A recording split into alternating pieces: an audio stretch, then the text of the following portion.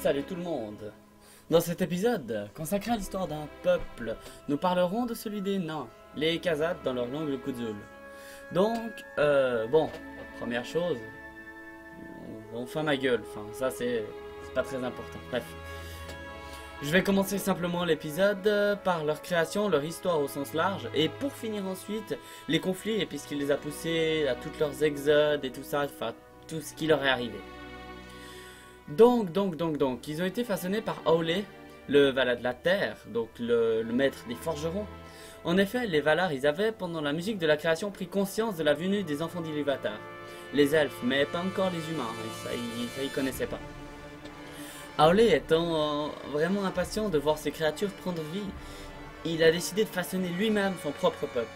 Donc il a pris un bout de roche et ses mains et ses marteaux, et il a créé les nains à l'image qu'il se faisait d'eux, selon laquelle il devait être dur pour résister aux ténèbres, et aussi petit pour pouvoir se cacher de ces mêmes ténèbres. Une fois que les 7 pères des nains eurent pris vie devant Aulé, Ilúvatar le surprit et lui ordonna de mettre fin au jour de ce peuple que lui, Ilúvatar, n'avait pas créé. Quand Aulé voulut écraser de son marteau les nains, Ilúvatar retint sa main et lui dit « Regarde, j'ai déjà pris en main ces créatures, car sans ta volonté, elles étaient telles des poupées inanimées. Mais regarde voir de plus près. Elles éprouvent maintenant des sentiments, elles ont peur de toi, de ton marteau. » Ilúvatar continua alors, « Mais ton impatience devra avoir un prix. Tes créatures resteront endormies dans la pierre, tant que mes enfants ne seront pas arrivés sur Arda. » Donc Arda, c'est les terres du milieu, si jamais. Aulé en fut heureux et remercia Ilúvatar. Mais au moment de voir sa dame, Yavanna, elle fut courroucée par l'acte d'Aulé et par la récompense qu'Ilúvatar lui avait faite. Elle lui dit alors, comme ça, ton peuple n'aura aucune affinité avec la nature. Ils n'aimeront point ce qui vient de la terre, ils seront juste cupides et n'aimeront que ce qui vient de ce que eux ont fait directement. Ce que je viens de dire n'avait aucun sens, mais bref. Et ainsi fut créé le plus ancien en matière de création des peuples de la terre du milieu. Quand et où les nains s'éveillèrent, on n'a que quelques suppositions, peut-être Khazad-dûm ou la Moria, enfin, voilà. Nogrod, Belegost, leur cité des montagnes bleues, on sait pas trop en fait. La seule idée qu'on pourrait avoir qui s'en rapproche plus ou moins, c'est une phrase de Gimli dans Le Seigneur des Anneaux, et encore. Il dit que Durin s'éveilla au bord nord du lac du Miroir, donc le Kheled-Zaram en langue naine, et qu'il fonda Khazad-dûm, ou Adodon dans Sadarin, plus tard la Moria, le Puits Noir. Toujours est-il qu'au premier âge du monde, en Beleriand, les elfes pensent être les seuls êtres doués de parole. Ils sont donc assez étonnés de voir débouler de l'Est toute une troupe de nains chantants et heureux, quoi. Ils les accueillent donc avec plaisir, voyant que c'est un peuple aussi intelligent et intéressant qu'eux-mêmes. Mais vous verrez que ça va vite changer. Les nains traitèrent donc avec les elfes de Beleriand durant maintes années. Ils prirent même part à quelques batailles contre Morgoth. Ils sont un peuple très vaillant et guerrier. Un jour, le roi de Beleriand, Elhuthingol de Doriath, entra en possession d'un Silmaril, l'une des 3 plus belles pierres du monde, créée par Fëanor lui-même. Il demanda aux nains de monter et de sertir le Silmaril dans un magnifique collier, le Nauglamir. Les nains cupides désirèrent l'objet, mais promirent à Thingol qu'ils le feraient. Le travail achevé, Thingol voulut prendre le collier magnifique, mais les nains regardèrent et lui dirent « Ce collier fut fait par notre peuple, pour le bien-aimé Finrod Felagund. Il a été volé pour vous être donné. Il doit donc revenir légitimement aux nains. » Thingol, dans sa fureur, les insulta et leur dit de partir avec les mains vides, sans même son paiement. Les forgerons tuèrent alors Thingol et partirent avec le collier. C'est de cet événement qu'est née l'inimitié entre les nains et les elfes. Le collier leur fut repris et plus jamais les nains n'entretinrent de relation avec le Beleriand, ni avec les elfes, ni avec les hommes. En gros, ils ont commencé à partir de ce moment-là à vivre reclus dans leur monde, dans leur mine. Donc c'est de là que viennent tous les clichés sur les nains à mon avis. C'est plus vieux mais ça n'a rien à voir avec l'univers de Tolkien dans ce cas-là. Durant le deuxième âge des terres du milieu, les nains de Khazad-dûm prospérèrent de leur commerce avec les elfes d'Eregion et Celebrimbor, le petit-fils de Fëanor, et fils de Celegorm, je crois. Durant tout cet âge, il n'y a pas grand-chose à dire à leur sujet, c'est qu'au 3e âge, que leur âge d'or passa, et que leur peuple connut la ruine, et le renouveau par la suite.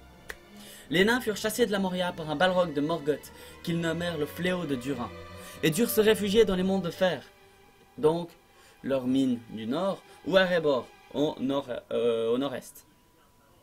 Les nains eurent une part importante dans la lutte contre les serviteurs de Sauron au cours du Troisième Âge, lors de la guerre des nains et des orques. Des nains issus des 7 maisons exterminèrent les orques des monts brumeux. Ils jouèrent un rôle majeur par exemple aussi durant la bataille des 5 armées, qui consacra la libération du nord du Rhovanion. Durant la guerre de l'anneau, à peu près en 3019 du Troisième Âge, ils eurent tout d'abord le dessous, et furent refoulés dans Erebor, mais ils finirent par chasser les orientaux guidés par Dain, pied d'acier. Et Gimli, descendant de Durin, fut l'un des 9 marcheurs de la communauté de l'anneau. Et il s'illustra d'ailleurs dans cette guerre par sa vaillance au combat, et ensuite par ses promesses faites à Aragorn et les Sars. Mais non, je crois pas que j'en parle dans ma vidéo sur Aragorn. Enfin, en gros, il lui avait promis qu'il aiderait à réparer Minas Tirith, et il l'a fait. Et Minas Tirith après a été la cité la plus belle Enfin, la plus belle et la plus grande et la plus prospère de l'univers des hommes, même plus prospère que celle de Númenor à leur époque. Bref. Durant le Troisième Âge, on peut aussi noter la vaillance de Balin, fils de Fónden, qui tenta de reprendre la Moria avec quelques-uns des siens. Tentative qui se solda, comme on le sait tous, par un échec. Après 5 ans de règne, Balin s'éteignit près du lac du Miroir, d'une flèche tirée par un orc. Et les nains furent attaqués et défaits dans la salle de Mazarboul. La salle même, visitée par la communauté dans le Seigneur des Anneaux. Si vous voyez celle où il y a le puits, Pipin qui jette le squelette dedans, et enfin où ils se font attaquer quoi. C'est là. Et le tombeau, ben oui, on sait que c'est celui de Balin, et voilà. Les nains croyaient, d'un point de vue spirituel, qu'après leur mort, Aolé, qu'ils nommaient Mahal, c'était le nom donc, de Aolé dans le langage nain, les rassemblerait aux cavernes de Mandos, dans un endroit à l'écart, et qu'après la Dagor d'Agorath, la dernière bataille, ils l'aideraient à reconstruire le monde, reconnus alors comme des enfants d'Ilúvatar à part entière. Pour finir, je vais vous mettre là à côté un arbre généalogique de la maison de Durin, le plus grand et le plus noble des peuples nains, donc ici. Pour la deuxième partie de cet épisode, je parlerai des cités naines, de leur culture et de leur apogée. On va commencer simplement par les 2 plus anciennes cités des nains, Nogrod ou Tumunnathar en Kudzul et Belegost, Gabil Gatol en Kudzul. Ces 2 cités siégeaient dans le sud des montagnes bleues. On les retrouve au premier âge comme axe principal de commerce entre les nains, les hommes et les elfes. Donc faut bien imaginer qu'à cette époque-là, d'un côté on a le Beleriand où il y a tous les elfes, les guerres contre Morgoth et tout ça à l'ouest, et à l'est, vers les monts brumeux et tout ça, il y a les autres cités des nains, et déjà certains hommes, dont les ancêtres du Gondor. Donc faut bien imaginer que ces 2 cités qui sont un peu au milieu, du coup, en pleine montagne bleue, c'est vraiment les plaques tournantes, quoi. C'est ici que tout se passe, c'est ici que tous les matériaux qui passent de l'est à l'ouest et de l'ouest à l'est, c'est de là que ça passe, quoi. C'est par ici que ça passe. Du coup, les mecs sont assez riches et assez vite. Donc, du coup, elles furent toutes les 2 détruites, comme on sait, enfin, comme vous devez le savoir, par l'immense cataclysme de Beleriand, qui submergea toute la partie ouest du pays jusqu'aux montagnes bleues même. Cependant, Nogrod se situait plus ou moins à l'endroit où est actuellement construite la cité de Mithland, les Havres Gris, que l'on peut admirer à la fin du Retour du Roi.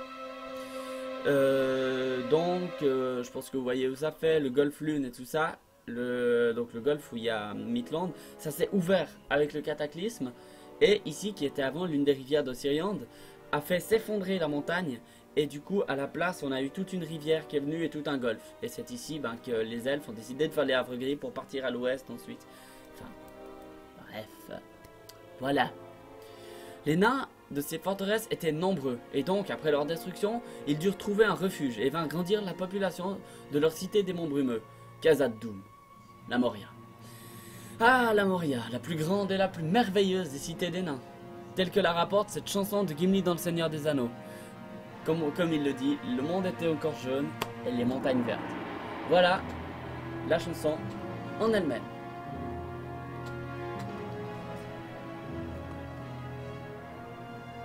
Pendant tout le premier âge, le second et une partie du troisième, la richesse et la gloire de Khazad-dûm ne cessa de croître jusqu'à un jour de l'année 1980, à peu près, où les mineurs libérèrent un balrog dans les couloirs de la mine.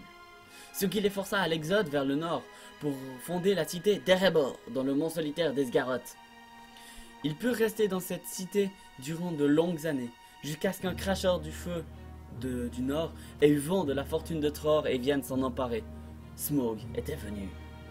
La plupart des nains de cette époque fuirent dans les monts de fer, où d'autres nains s'étaient installés après la ruine de Khazad-dûm, et certains, guidés par Thorin et Kutchen, le petit-fils de Tror, traversèrent les montagnes et gagnèrent ensemble les montagnes bleues. Oui, ils retournent où il y avait Nogrod et Beleghost au début, mais plus au nord cette fois. Au moment où le Hobbit commence, donc le bouquin, sans ton nom ou le livre, voici où en sont les 7 clans des nains. La Moria est ravagée, Eredmithrim est prise par un dragon, et Erebor tout autant. Il ne reste comme ville naine que les monts de fer et les montagnes bleues.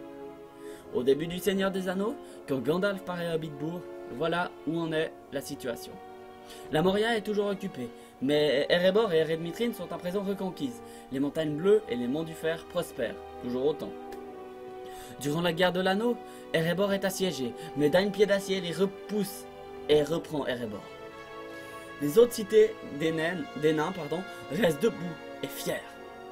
C'est en début du 4e âge que Durin VII, descendant de Dain, reprit la Moria et lui rendit sa gloire d'antan. Et depuis cette époque, plus aucune cité des nains ne tomba ou ne fut prise.